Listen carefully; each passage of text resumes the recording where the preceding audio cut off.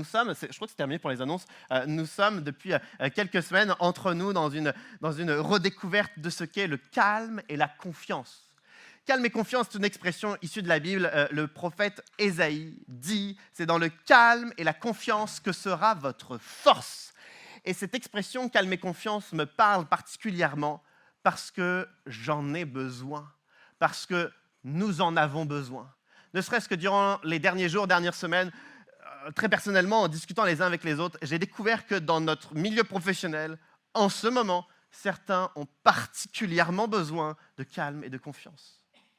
Certains d'entre nous, la sphère familiale, en ce moment même, a une tension en interne et vous n'avez plus votre calme et votre confiance. Certains d'entre vous, les douleurs de votre corps ont depuis bien longtemps retiré tout calme et toute confiance. Demain, l'Église pourrait avoir une nouvelle bouleversante qui retirerait notre calme et notre confiance. Ainsi, cette redécouverte de cette expression de la Bible, calme et confiance, ce n'est pas pour un léger intérêt, c'est une nécessité. Parce qu'il y a trop souvent 1001 circonstances qui retirent notre calme et notre confiance. Nous voulons redécouvrir comment le calme et la confiance peuvent être une force à toute épreuve. Je l'ai dit et je le répète, ce n'est pas parce que nous sommes forts que nous sommes calmes et confiants. Ce n'est pas parce que nous sommes forts, parce que tout est résolu, parce qu'on a trouvé toutes les solutions, parce qu'on a été délivré de toute situation, qu'alors nous trouvons le calme et la confiance. Ça, c'est tout le monde. C'est tout le monde qui, lorsque tout va bien, sont calmes et confiants. Ce n'est pas ça ce que Dieu nous appelle à vivre. Ce que Dieu nous appelle à vivre, c'est que notre calme est justement, notre force est justement le calme et la confiance, même lorsque nous ne sommes pas encore délivrés, même lorsque nous ne sommes pas guéris, même lorsqu'il n'y a pas encore de solution. Il est capable de nous donner tout de même, au cœur de la tempête, le calme et la confiance. Nous en avons besoin. Il y a quelques jours, lorsque je préparais ce temps ensemble, là ce matin, je me souvenais, comme ce que je viens de dire, que c'est tellement nécessaire de redécouvrir le calme et la confiance. Et puis, je me suis pas flagellé, mais je crois malheureusement un petit peu, en me rappelant simplement dans les dernières heures de ma journée, justement, c'était jeudi, je me souvenais les dernières heures de ma journée de mercredi, toutes les fois, pour les broutilles, les petites circonstances, les petits cailloux du quotidien, je dépensais toute mon énergie à tenter de rester calme, à tenter de rester serein, à tenter de rester stable. Une énergie que je dépensais encore et encore. Alors que Dieu nous promet, puis on le voit depuis plusieurs semaines, et je veux le redécouvrir, que Dieu nous permet d'être calme et confiant. Je ne souhaite pas que l'on sorte de ce lieu en se disant c'était un peu intéressant, ou peut-être pas, j'en sais rien, mais ce n'est pas une question d'intérêt, c'est plus que ça. Je veux croire que notre Dieu est au milieu de nous et que le surnaturel de son action peut nous permettre une pleine libération de ce qui nous entrave, de ce qui nous empêche de recevoir son calme et sa confiance. Alors, ne sous-estimons pas ce matin ce qu'il aurait à nous dire, parce que sa parole est vivante. J'aimerais justement qu'on puisse lire ensemble un passage dans Marc, au chapitre 6. On va lire ensemble, c'est à partir du verset 30, voici ce que le texte nous dit. Les apôtres se rassemblèrent autour de Jésus et lui racontèrent tout ce qu'ils avaient fait et tout ce qu'ils avaient enseigné. Jésus leur dit, « Venez à l'écart, dans un endroit désert, et reposez-vous un peu. » En effet, il y avait beaucoup de monde qui allait et venait, et ils n'avaient même pas le temps de manger. Et on s'arrête là pour le moment. Les disciples ont été envoyés quelques jours plus tôt en mission, la première mission des disciples. Ils étaient envoyés 2 par 2 pour annoncer la bonne nouvelle, pour prêcher, et ils guérissaient les malades et ils soulageaient les personnes tourmentées. Ils ont terminé leur mission, alors ils reviennent vers Jésus et le texte nous dit qu'ils vont raconter tout ce qu'ils ont fait et tout ce qu'ils ont enseigné. Les disciples viennent de vivre leur première mission. Leur première mission. Imaginez la dose de fatigue et de stress après leur première mission. Rappelez-vous, je ne sais pas si tout le monde se souvient, mais votre premier emploi, les premiers jours de votre premier emploi, est-ce que vous arrivez à vous souvenir? Je ne sais pas quel était votre premier emploi, si c'était administratif, si c'était plutôt un emploi manuel ou un travail de cadre, peu importe. Moi, je me souviens de mon premier emploi. C'était au cinéma Gaumont de Grand-Quevilly, qui s'appelle plus Gaumont, je crois, cinéma Pathé de Grand-Quevilly. Je me souviens de la dose de stress de ce petit job d'été qui a duré 2 mois. Mais plus récemment, mon dernier emploi, c'était à l'université de Rouen. Je m'en souviens comme si c'était hier, le premier jour. J'arrive, je ne sais pas du tout ce qui va se passer dans cette journée. La première heure, on me demande d'envoyer un mail à l'équipe informatique pour demander des codes d'accès. Je dis, vous ne m'avez pas donné d'ordinateur. Ils me disent, alors dans le mail, écris que tu as besoin de l'ordinateur. Oui, mais je n'ai pas l'ordinateur pour envoyer un mail. C'est pas grave, appelle. Mais je n'ai pas non plus de téléphone. Bon, dans 1 heure, je reviens et essaye de contacter le service informatique. Et ils s'en vont. Et ça, c'est la première heure du travail. Je me souviens, à 13h, 14h, une fois que le repas de midi était terminé, j'ai une réunion pour m'annoncer ce que je vais devoir faire. Évidemment, j'y connais rien du tout. Et on me dit, écoute Emmanuel, Niscan, des laboratoires et puis l'URN, ils ont fusionné pour faire la commu. Essaye de voir s'ils ont les fiches d'intégration. Alors, je ne comprends pas du tout de quoi il parle. Les premiers jours d'un nouveau travail, on se sent extraordinairement disqualifié. Et quand bien même on a peut-être les diplômes ou l'expérience, à chaque fois qu'on change de travail, qu'on est muté ou qu'on a une promotion, les premiers jours sont hyper stressants. C'est challengeant parce qu'on ne connaît pas. Imaginez la première mission des disciples. Jésus les envoie avec déjà des consignes atypiques, mais en plus, ils doivent annoncer la bonne nouvelle, ce que nous-mêmes nous avons du mal à faire. Ils doivent le faire, ça uniquement. Ils doivent prier pour la guérison des malades, très challengeant. Ils doivent prier pour la délivrance de ceux qui sont tourmentés, très challengeant. Et à la fin, ils font un retour à Jésus. Rapport d'activité, bilan. Voici ce qui s'est passé, Jésus. La dose de fatigue de cette première mission, la dose de stress de cette première mission, et aussi, je crois, la peur d'avoir mal fait. La peur de ne peut-être pas avoir été au bon village, de ne pas avoir dit la bonne chose aux bonnes personnes. Imaginez tout ce contexte. Et qu'est-ce que Jésus dit ? Rien. C'est les disciples qui parlent. Les disciples vont raconter tout ce qu'ils ont fait, tout ce qu'ils ont enseigné. C'est eux qui parlent. On a ce même passage dans l'évangile de Matthieu et dans l'évangile de Luc, et identique. Les disciples parlent, mais pas Jésus. C'est étonnant parce que dans tous les évangiles, Jésus a 1001 choses à dire et il a raison, il est pertinent que Jésus parle. Et à chaque fois, Jésus dit quelque chose. Ici, Jésus ne dit rien. Ce sont les disciples uniquement qui parlent. La seule chose que Jésus dit, c'est « Venez à l'écart, on va se reposer ».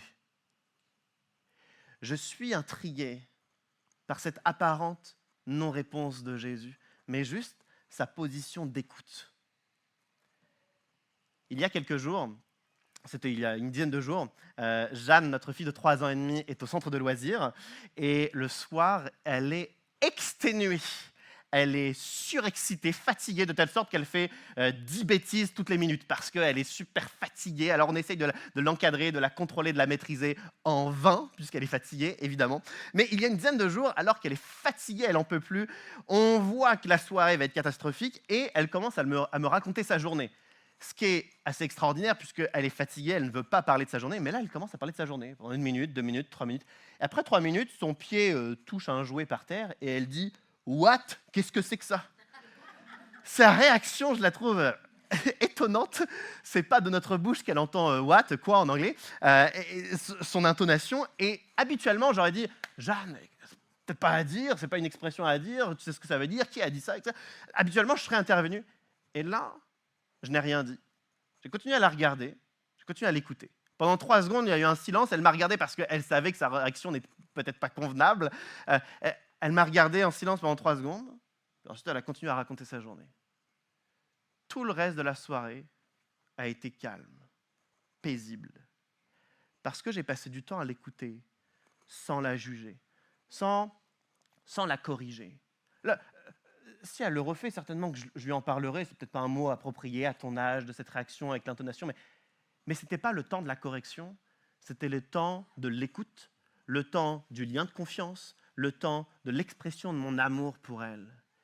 Et cet amour, en quelques minutes d'écoute, a balayé la dose de stress et de fatigue pour laisser place à la confiance.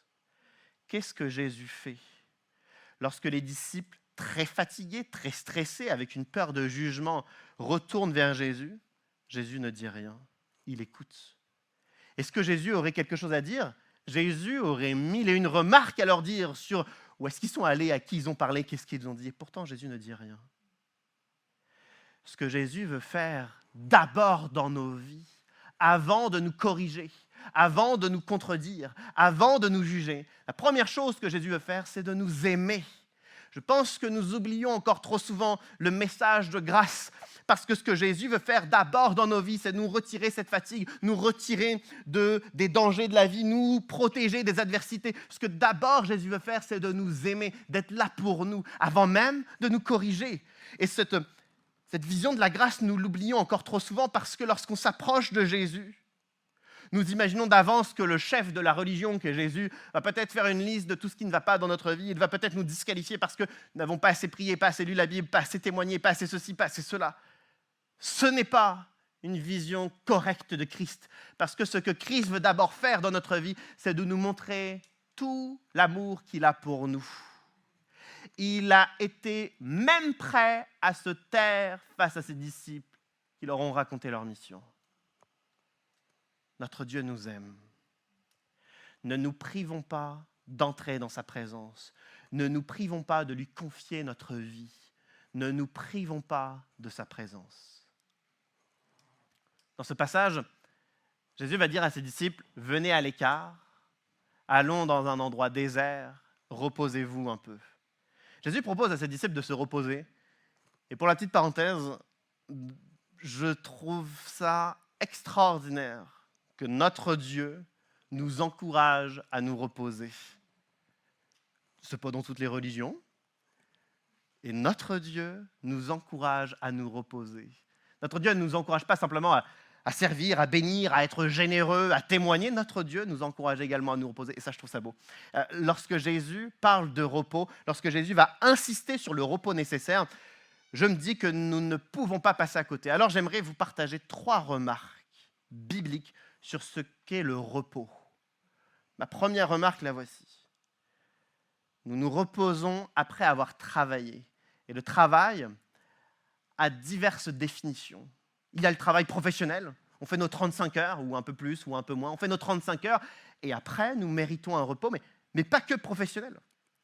L'occupation familiale, s'occuper des enfants, est très fatigant. Cela puise notre énergie. Il faut qu'une famille trouve des temps de repos. Il faut qu'un couple trouve des temps de repos. Il n'y a pas simplement le travail professionnel ou l'occupation familiale, il y a aussi le service dans l'Église. Certains donnent beaucoup de temps pour l'Église, beaucoup de temps pour les autres, beaucoup de temps dans le ministère, beaucoup de temps dans leur témoignage, et il est nécessaire que ce travail pour Dieu ait un repos. Il y a aussi, je crois, un travail relationnel que certains font. Alors que certains proches passent par des moments délicats ou des crises, certains devenaient des aidants. Vous portez des mères, vous portez des proches, vous portez des parents, vous les aidez, vous les accompagnez. Vous êtes avec eux au téléphone, vous êtes avec eux dans les rendez-vous médicaux, vous les protégez. Et cette occupation, ce travail relationnel nécessite également un repos. Il ne faut pas négliger que l'ensemble de ces choses, c'est un travail qui nécessite un repos. Je me souviens, lorsque j'étais à Montréal, un de mes professeurs, ancien psychothérapeute, pasteur, un homme de grande qualité, Daniel Descaries, il donne au premier cours qui s'intitule « Intervention en situation de crise », il veut définir ce qu'est une crise. Il donne un document à tout le monde et il y a une liste de situations. C'est marqué « je déménage »,« je viens de me fiancer », j'ai vécu un deuil, toutes sortes de situations, avec des chiffres, 10, 20, 30, 40 sur les côtés. Il nous demande de lire toutes ces situations, de cocher une case toutes les fois où on est dans cette situation et d'additionner. Il y avait parmi nous une personne qui, il y a quelques mois, avait traversé, il était dans un deuil. Il était dans un deuil, une personne proche de lui était décédée. Et dans la case « je suis en deuil », on a tout de suite 100 points. Alors il coche la case 100 points. Et le professeur nous explique, une fois qu'on a tous rempli le document, que c'est pour lui un document précieux. Parce que si quelqu'un atteint 100 points, c'est alors qu'il est en crise et qu'il a alors besoin d'un soin particulier. Alors pour une personne en deuil, évidemment, notre ami étudiant avait coché la case, il avait tout de suite 100 points. Mais d'autres étudiants comme moi ou d'autres, certains étudiants commençaient à cocher toutes sortes de cases. Je déménage, 10 points, j'ai rencontré ça, 10 points, puis ils remplissent.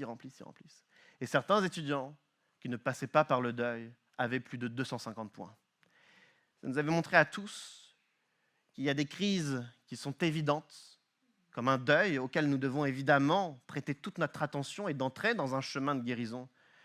Mais il y a également toutes sortes de plus petites situations auxquelles nous devons également donner toute notre attention et qui mériteront un temps de repos. Ne négligeons pas le travail que nous effectuons qui méritera du repos. C'est ma première remarque. Deuxième remarque, nous avons le droit au repos si nous avons travaillé. Si nous avons travaillé. La Bible nous montre, ce n'est pas mon avis, ce n'est pas une interprétation de la Bible, c'est clairement une vérité biblique. Dieu n'accepte pas la paresse. Dieu attend de la vigueur et du zèle dans le travail. J'ai du mal à parler de ça parce que ça peut paraître méprisant, mais la bonne nouvelle, c'est que je suis là pour parler de personne, je suis là pour parler de tout le monde. Il est possible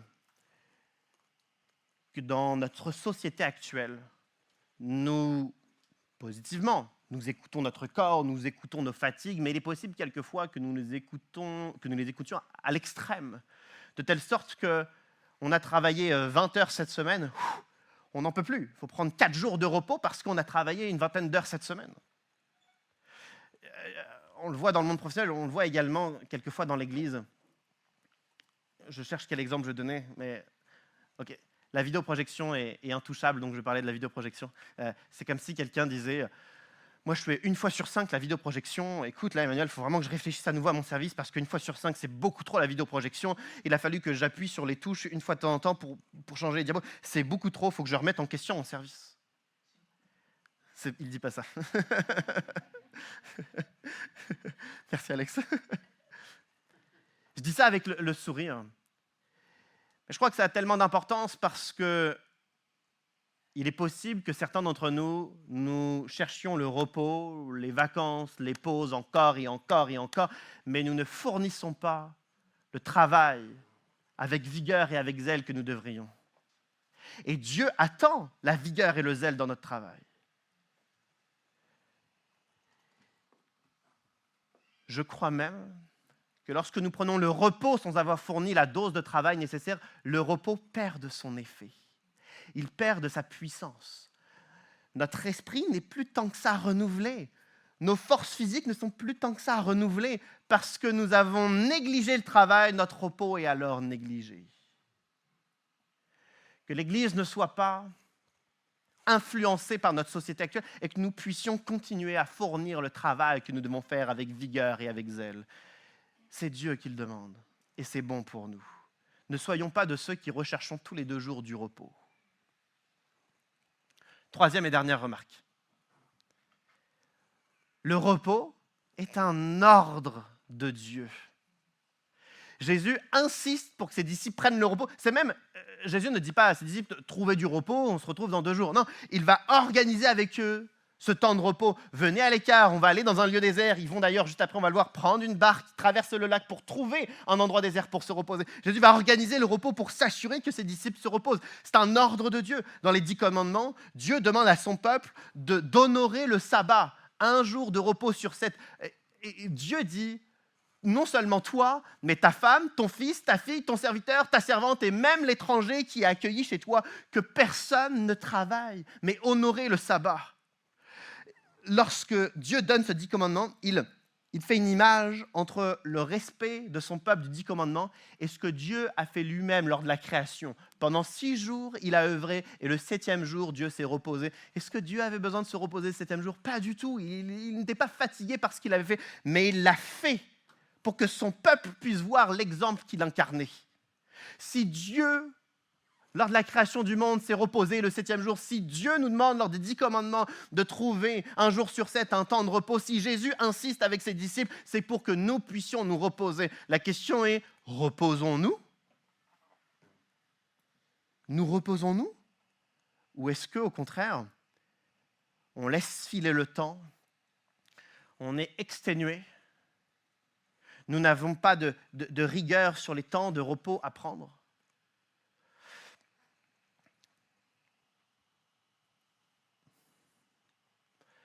Si nous n'obéissons pas à Dieu sur le repos, alors que c'est un ordre, n'est-ce pas un péché?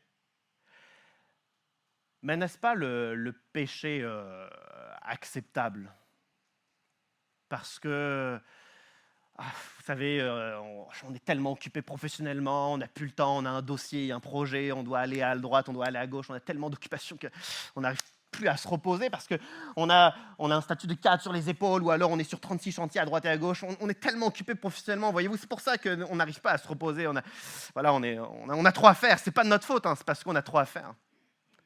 Vous savez, il y a ce discours que quelquefois nous entendons ou que quelquefois nous disons. Ce discours comme si nous légitimons tout le travail que nous faisons. Sommes-nous fiers de désobéir à Dieu?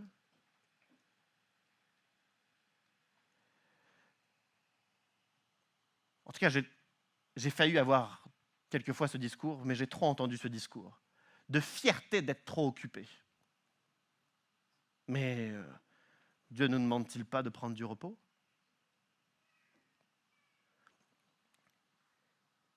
Il y a quelquefois, pour certains, pas pour tous, mais pour certains, une petite trace d'orgueil qui prend la place au repos. Je préfère montrer à tous à quel point je suis occupé, à quel point j'ai un statut, je supervise, je fais ceci, je fais ça. Je préfère m'enorgueillir devant les autres de dire à quel point je suis hyper occupé. Alors on s'en fiche de ce que la personne nous dit, on n'a pas besoin de savoir tout ce qu'elle fait, mais voilà, je préfère le dire à tout le monde. Bon, je désobéis à Dieu, je ne trouve pas le repos, je suis à bout de souffle, je suis en crise personnelle, mais je dis à tout le monde à quel point je suis occupé. Attention à l'orgueil qui nous prive du repos. Peut-être que d'autres, ce n'est pas de l'orgueil, mais c'est de la peur. La peur de lâcher l'entreprise, la peur de lâcher l'église, la peur de lâcher la famille. Si on n'est pas là, si on ne maintient pas les choses vont s'écrouler. Alors, on a tellement peur que les choses s'écroulent qu'on reste là, qu'on continue à faire l'ensemble de nos tâches parce qu'on ne veut pas que la famille s'écroule, parce qu'on ne veut pas que l'entreprise prenne un autre chemin. Alors on est là et on maintient les choses parce qu'on a peur que tout s'écroule. Mais cette peur nous prive du repos que Dieu nous demande de prendre. J'ai expérimenté quelquefois, et je sais que certains, vous l'avez aussi expérimenté. Certains ont réussi à expérimenter ce lâcher-prise. Nous avions peur de lâcher, mais en faisant confiance à Dieu, nous avons lâché. Nous avons osé de ne plus regarder nos tâches, nos activités. Et lorsque quelques jours, quelques semaines plus tard, nous sommes venus, nous avions peur que les choses n'aient pas évolué. Mais Dieu a permis qu'il y ait des évolutions tout de même. Dieu a permis que les projets de famille, de travail ou d'église se poursuivent malgré tout. J'aimerais que nous puissions prendre le repos avec humilité parce que nous en avons besoin et avec foi parce qu'il va se charger de nos situations pendant que nous sommes en repos. Le repos est obligatoire si nous avons travaillé, quel que soit le travail et l'occupation. Que ces quelques remarques puissent être une source d'inspiration pour notre organisation des prochains mois, des prochaines années. Le texte se poursuit, voici ce que le texte nous dit. Ils partirent donc dans une barque pour aller à l'écart, dans un endroit désert. Beaucoup de gens les virent s'en aller et le reconnurent. Et de toutes les villes, on accourut à pied et on les devança à l'endroit où ils se rendaient. Quand il sortit de la barque, Jésus vit une grande foule et fut rempli de compassion pour eux, parce qu'ils étaient comme des brebis qui n'ont pas de berger. Et il se mit à leur enseigner beaucoup de choses. Jésus propose à ses disciples, on va à l'écart dans un lieu désert. Ils prennent la barque, ils naviguent, ils arrivent de l'autre côté. Et qui y a-t-il de l'autre côté? La foule. On est heureux de voir la foule. Oui, on est heureux. On n'avait pas du tout prévu un temps d'intimité juste entre nous pour se reposer, pour échanger sur la mission. On n'avait pas du tout prévu un petit temps de vacances juste entre nous. La foule est là. On va voir dans un instant, dans une dernière lecture, la réaction des disciples qui paraissent manquer le repos promis. Mais d'abord, voyons la réaction de Jésus. Jésus regarde cette foule qui, de toutes les villes, a accouru pour venir jusqu'ici. Et Jésus dit que cette foule est comme un troupeau de brebis sans berger. Brebis sans berger, troupeau sans berger. Qu'est-ce qu'un troupeau sans berger? Un troupeau sans berger, c'est un troupeau qui ne va pas suivre une seule direction, mais qui peut se disperser, qui va suivre des mauvais bergers ou qui va croire que ce sont des bergers et les suivre. Ils vont aller dans les mauvaises directions et ils ne réussiront pas à survivre parce qu'ils vont se perdre. Un troupeau sans berger, c'est un troupeau qui se perd. Un troupeau sans berger, c'est un troupeau qui est affamé parce que personne ne les conduit au prochain pâturage pour manger. Ils ne vont donc pas survivre parce qu'il n'y a pas de berger pour les nourrir. Un troupeau sans berger, c'est un troupeau perdu, affamé et insécure. Qui les protège des ennemis? Qui les protège des autres bêtes sauvages ou des dangers climatiques ou des dangers du territoire? S'il n'y a pas de berger, ils sont en proie aux ennemis. Jésus voit la foule et Jésus voit la perdition de la foule. La foule est remplie de personnes qui suivent des mauvais bergers. La foule est remplie de personnes qui suivent des pseudo-solutions, qui suivent des fausses élévations sociales, des faux bonheurs, des fausses sources d'épanouissement. Il voit cette foule qui se perd. Jésus voit ce peuple, cette foule qui est affamée, qui n'a pas les ressources pour survivre. Ils n'ont pas le discernement, ils n'ont pas la sagesse, ils n'ont pas la force, ils n'ont pas les moyens financiers, ils n'ont pas les contacts, ils n'ont pas la fratrie nécessaire pour pouvoir les aider à s'en sortir. Ils sont sans ressources pour survivre. Jésus voit cette foule qui est insécure. Il voit cette foule qui est attaquée, remplie de plaies, parce qu'ils luttent, parce qu'il y a des combats, des injustices, des adversaires, des problèmes de santé. Il voit cette foule remplie de plaies et de douleurs. Mais qu'est-ce que Jésus va faire? Quand j'ai relu ce passage, j'ai été touché parce que, rappelons-nous quel était l'objectif de Jésus. Arrivé de l'autre côté du lac, Jésus devait, avec ses disciples, s'isoler. Il s'était engagé à trouver du repos avec ses disciples. C'est son plan, c'est sa mission. Il sait que s'il ne le fait pas, ses disciples, on va le voir dans un instant, mais ils sont si facilement frustrables, ils vont évidemment être frustrés. Jésus s'est engagé à prendre le chemin de l'isolement et le chemin du repos. Mais il voit cette foule, et le texte nous dit qu'il est rempli de compassion. Rempli de compassion, c'est une expression qui est déjà forte, mais c'est une expression tellement légère par rapport à la façon dont c'est traduit, par rapport au cœur de cette expression. Le cœur de cette expression, c'est compassion issue des entrailles, issue des intestins. Cette expression a une nuance. Ce n'est pas seulement la compassion, c'est la compassion et la douleur. Comme si Jésus avait mal à l'intérieur de lui-même lorsqu'il voyait cette foule. Il a mal parce qu'ils sont perdus, il a mal parce qu'ils ont faim, il a mal parce qu'ils sont insécures. Il a mal pour eux. Alors il avait prévu de s'isoler, mais parce qu'il a mal, il reste. Parce qu'il a mal, il va les enseigner. Parce qu'il a mal, il change son plan. Parce qu'il a mal pour eux, il va rester avec eux. Et je suis époustouflé de cette expression d'amour de Christ pour chacun d'entre nous. Parce qu'il est possible que dans certains de nos combats, nous luttons seuls, nos réflexions, nous les faisons seuls, nos prières, nous les faisons seuls, lorsque nous pleurons, nous sommes seuls. Mais lorsque je vois ce Jésus-Christ, je ne peux que dire une chose, c'est que nous ne sommes jamais seuls. Dans nos luttes, dans nos combats, dans nos réflexions, dans nos peurs, il a mal pour nous, alors il choisit de rester avec nous. Nous ne sommes pas seuls. Il a choisi de rester avec nous. Il avait un autre plan, mais il choisit de rester avec nous. Et je veux que cette description de Jésus-Christ puisse être enracinée dans notre cœur, de telle sorte que, dès demain, lorsqu'on va se retrouver dans notre cuisine et peut-être verser les mêmes larmes que nous versons si souvent en ce moment, peut-être que lorsqu'on va se retrouver à nouveau seul dans notre voiture, où on va être juste désespéré, sans souffle, étouffé par des situations, que nous puissions nous souvenir que nous ne sommes pas seuls, parce que Jésus a mal pour nous. Il a mal pour ce que nous traversons. Il connaît ce que nous vivons, il a mal et il choisit de rester. Tant que ça n'ira pas mieux, il choisit de rester. Ne trouvez-vous pas que c'est la meilleure nouvelle dont nous avons besoin?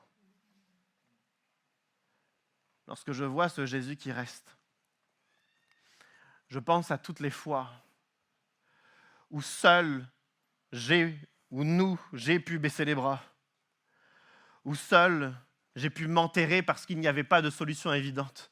Mais lorsque je vois ce Jésus qui reste, je veux qu'il me prenne la main. Il va nous prendre la main pour nous permettre de sortir de nos situations. Nous ne sommes pas seuls. Mais il a mal, donc il reste avec nous.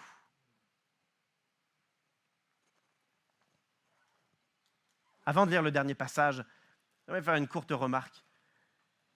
Jésus a mal, il reste avec eux et il choisit de leur enseigner sur beaucoup de choses. Il aurait pu choisir de faire des miracles, il aurait pu choisir de faire des guérisons, il aurait pu choisir d'organiser un repas, une agape gigantesque, il aurait pu choisir tout plein d'autres choses. Il a choisi d'enseigner, il a choisi de prêcher. Pourquoi ? Pourquoi choisir de prêcher ? Il aurait pu faire tellement d'autres choses. Parce que dans la prédication de Jésus, l'Esprit de Dieu s'anime pour toucher les cœurs. L'apôtre Paul nous dit que notre esprit, écrit esprit avec un petit e, que notre esprit est bien disposé, mais que notre chair est faible. Notre esprit est bien disposé. Nous aimerions bien ne plus avoir de conflits, être réconciliés, ne plus murmurer, ne plus être faibles, gagner en intégrité, être des témoins, être plus généreux, être plus hospitaliers, être moins influencés par nos souvenirs passés, être moins influencés par nos désastres passés. Notre esprit est bien disposé pour que tout ça change, mais notre chair est faible, nous n'y arrivons pas. Mais lorsque Jésus-Christ prêche, ce n'est pas notre esprit qui tente d'être convaincu de quelque chose, c'est l'Esprit de Dieu qui parle. C'est l'Esprit de Dieu qui nous ouvre des réalités nouvelles, qui nous ouvre une vie nouvelle. C'est pourquoi, lorsque Jésus prêche, ce sont des foules de milliers de personnes qui viennent vers lui. Lorsque l'apôtre Pierre, quelques minutes après la Pentecôte, prêche, c'est 3000 personnes qui se convertissent parce que l'Esprit de Dieu anime sa prédication. C'est pourquoi lorsque l'apôtre Pierre se retrouve dans la maison de Corneille, il a à peine commencé à témoigner que Corneille et toute sa famille se convertissent, remplis de l'Esprit. Lorsque l'Esprit de Dieu est présent, les réalités que nous n'arrivons pas à atteindre, l'Esprit de Dieu nous permet d'avoir un pas de plus dans cette nouvelle vie, dans cette nouvelle réalité. Alors voici ma prière. Prions pour notre Église, afin que l'ensemble des prédicateurs, moi le premier, que nous puissions être remplis de l'Esprit, parce que nous n'avons pas besoin de coaching du dimanche matin ou d'information du dimanche matin, nous avons besoin que l'Esprit de Dieu amène un changement en nous. Voici ma deuxième prière. Que toutes les fois où nous venons pour entendre une prédication, que nous puissions venir avec un cœur reconnaissant avoir besoin d'un berger, un cœur reconnaissant que nous sommes encore affamés, reconnaissant que nous sommes encore trop insécures, reconnaissant que nous sommes encore perdus. Si nous venons avec un cœur de cette façon, et si l'Esprit de Dieu met l'onction nécessaire dans la prédication, alors la vie auquel nous aspirons, nous n'aspirerons pas en vain, puisque Christ ouvrira une vie nouvelle pour chacun d'entre nous. Préparons nos cœurs et prions pour que l'Esprit de Dieu parle. J'aimerais lire ce dernier passage et apporter un dernier point. Le passage est un peu plus long, mais voici ce qu'il nous dit. C'est la suite. Comme l'heure était déjà bien tardive, ses disciples s'approchèrent de lui et dirent « Cet endroit est désert et il est déjà trop tard, renvoie-les afin qu'ils aillent dans les campagnes et dans les villages des environs pour s'acheter du pain, car ils n'ont rien à manger. » Jésus leur dit « Donnez-leur vous-même à manger. » Mais ils dirent « Faut-il acheter des pains pour 200 pièces d'argent et leur donner à manger ?» Il leur dit « Combien de pains avez-vous ? Allez voir. » Ils s'en assurèrent et répondirent « 5 pains et 2 poissons. » Alors il leur ordonna de les faire tous asseoir par groupe sur l'herbe verte. Ils s'assirent par rangées de 100 et de 50. Prochaine diapo. Il prit les 5 pains et les 2 poissons, leva les yeux vers le ciel et prononça la prière de bénédiction. Puis il rompit les pains et les donna aux disciples afin qu'ils les distribuent à la foule. Il partagea aussi les 2 poissons entre tous. Tous mangèrent et furent rassasiés, et l'on emporta 12 paniers pleins de morceaux de pain et de ce qui restait des poissons. Ceux qui avaient mangé les pains étaient au nombre de 5000 hommes. Amen. Il y a plein de choses à dire sur ce passage, mais je veux dire une seule chose. Les disciples reviennent de mission et Jésus leur dit « Venez à l'écart dans un endroit désert, on va se reposer. » Promesse de moment d'intimité, promesse, on va être 13 bientôt. Juste les 12 disciples et Jésus, on va être 13. Ils traversent le lac, il y a toute la foule. Ce n'était pas ce qui était prévu. Jésus enseigne 1 heure, 2 heures, 3 heures, certainement plusieurs heures, et au bout d'un moment, les disciples n'en peuvent plus. Ils disent à Jésus, renvoie-les. Ce n'était pas prévu, ils devaient avoir un moment d'intimité, juste eux 13. Ils ne sont pas 13, ils ont 5013 hommes. Ce n'était pas du tout le moment qui était prévu.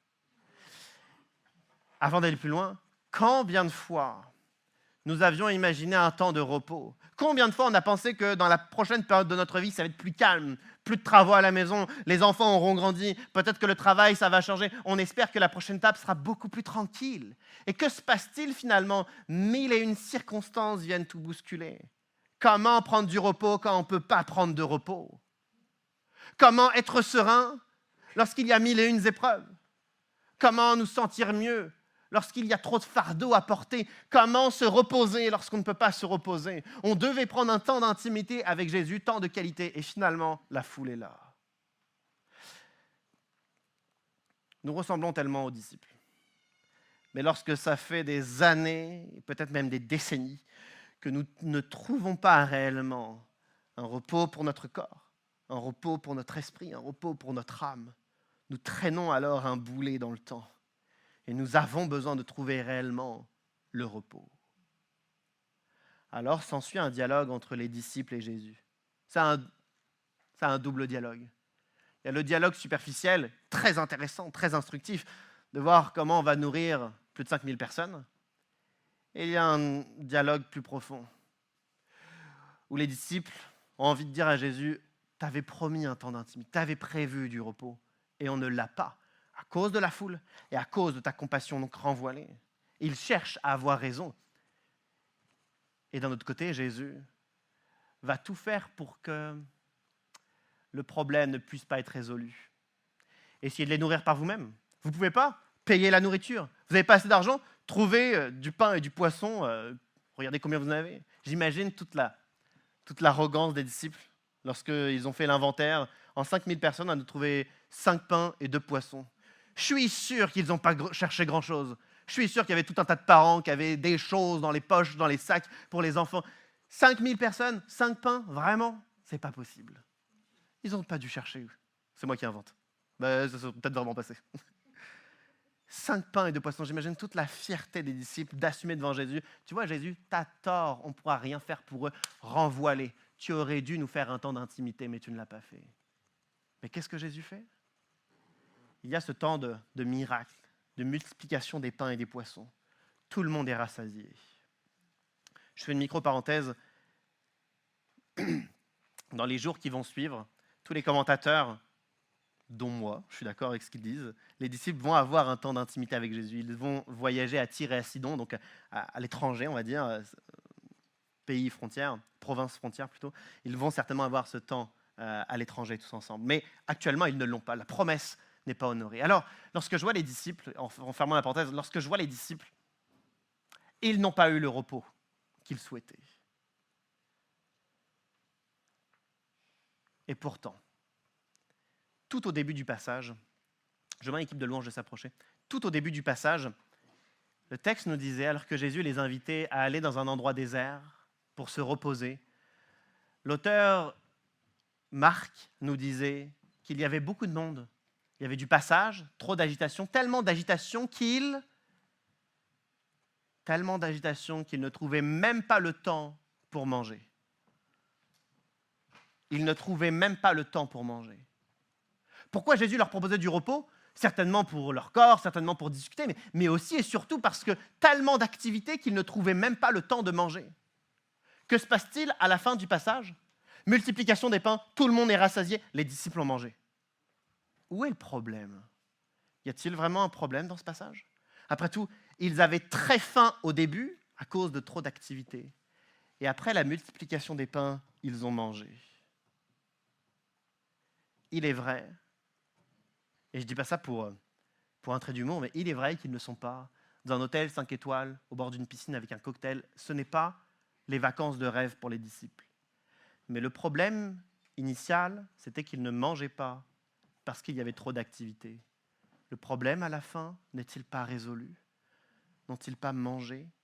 N'ont-ils pas été rassasiés? Non seulement rassasiés, mais n'y a-t-il pas eu 12 paniers remplis supplémentaires?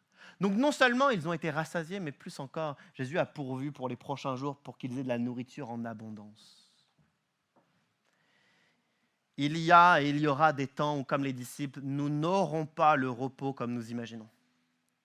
Nous n'aurons pas les vacances de rêve, nous n'aurons pas de moyens de garde pour les enfants, nous n'aurons pas de solution à nos diagnostics médicaux. Nous n'aurons pas d'harmonie dans notre famille, nous n'aurons pas de repos comme on l'imagine. Est-ce que ça veut dire qu'on ne se repose pas? Je crois que même si nous n'avons pas le repos que nous voulons, que nous imaginons, notre Dieu est largement capable d'amener toute la restauration dont nous avons besoin. Les disciples n'ont pas eu le repos souhaité, mais ils ont été pleinement restaurés. Ils avaient faim, ils ont mangé, et en abondance. Combien d'entre nous n'avons-nous pas le repos imaginé? On souhaite que notre situation soit différente, on souhaite être dans un lieu différent, on souhaite ne plus voir les mêmes personnes et pourtant on ne le peut pas parce que les circonstances sont comme ça. Et pourtant, je veux nous inviter à faire confiance à Dieu parce qu'il est capable de restaurer non seulement nos forces, mais tout ce dont nous avons besoin. Alors nous n'avons pas forcément ce que l'on veut, mais il nous donne ce que nous avons besoin. Non seulement ce que nous avons besoin, mais en abondance. Le problème pour les disciples, c'est la frustration. Le problème chez les disciples à ce moment-là, c'est le caprice. Le problème à ce moment-là chez les disciples, c'est qu'ils ne font pas confiance à Dieu. Je veux nous inviter à faire confiance à Dieu. Je veux nous inviter à faire confiance à la restauration qu'il promet. J'aimerais, alors que l'équipe de louange va commencer à jouer, j'aimerais prier pour nous. Prier pour que nous ayons les forces de trouver nos temps de repos. Et prier pour que toutes les fois où on ne trouve pas de temps de repos, que nous puissions croire en ce Dieu qui renouvelle, restaure nos forces abondamment et bien au-delà de tout ce que nous pourrions imaginer. Je veux que nous ressortions de ce lieu avec une pleine conscience et confiance qu'il va renouveler nos forces parce que nous avons besoin de son action dans nos vies. Je vous encourage à vous lever et je vais faire cette prière avant ce chant.